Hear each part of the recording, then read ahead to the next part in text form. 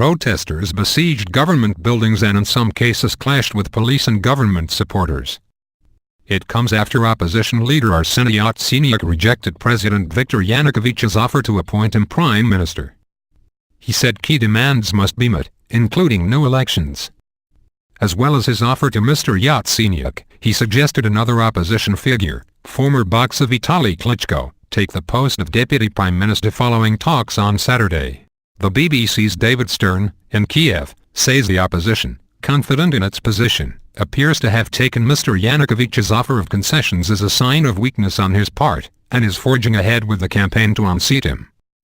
The demonstrations began in November after Ukraine decided not to sign an accord on more cooperation with the EU. Instead, the government opted to deepen ties with neighboring Russia.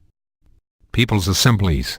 On Friday, protesters seized a number of government buildings in Ukrainian cities outside Kiev, particularly in the west, which has traditionally favored closer ties with Europe, including in the cities of Chernivtsi, Ivano-Frankivsk, Lutsk and Lviv. On Saturday, the protests spread to cities further east, including Vinnytsia, west of Kiev. Reports now suggest unrest is spreading further into the country's east, which has traditionally had closer ties with Russia. In the northeastern city of Sumy, protesters occupied the city's council building and an MP for the opposition Fatherland Party has assumed the leadership of the council, reports Ukraine's Union news agency. Several thousand protesters tried to storm the state regional administration building in southeastern Zaporizhzhia, with police using tear gas and smoke grenades to try to contain the crowd. Espresso TV was quoted as saying, "Some 2,000 people gathered for a People's Assembly in Cherkasy, southeast of Kiev," said Union, days after they seized the regional state administration building only to be driven out by police, with scores of arrests.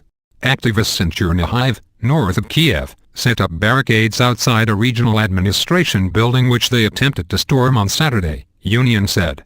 In Dnipropetrovsk, eastern Ukraine, and Odessa, to the south, protesters descended on regional administration buildings, said Interfax Ukraine news agency. The Interior Ministry says residents of western Ukraine, whom it calls provocators, are being parachuted into other parts of the country to stir up trouble, said Interfax Ukraine. Meanwhile, in Kiev, thousands mourned a protester who was killed last week.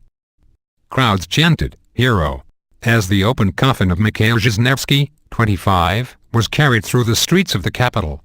The opposition is demanding that a free trade agreement with the European Union be signed and political prisoners be freed, including former Prime Minister Yulia Tymoshenko. They are also demanding early presidential elections. A vote is not due until 2015. The crisis in Ukraine escalated this week when 2 activists were killed, and another was found dead with torture marks in a forest near the capital. A fourth, 45-year-old protester is said to have died in a Kiev hospital on Saturday from injuries sustained in earlier violence. Although the protest movement, the Euromaidan, is largely peaceful, a hardcore of radicals have been fighting battles with police away from the main protest camp in Maidan, or Independence Square.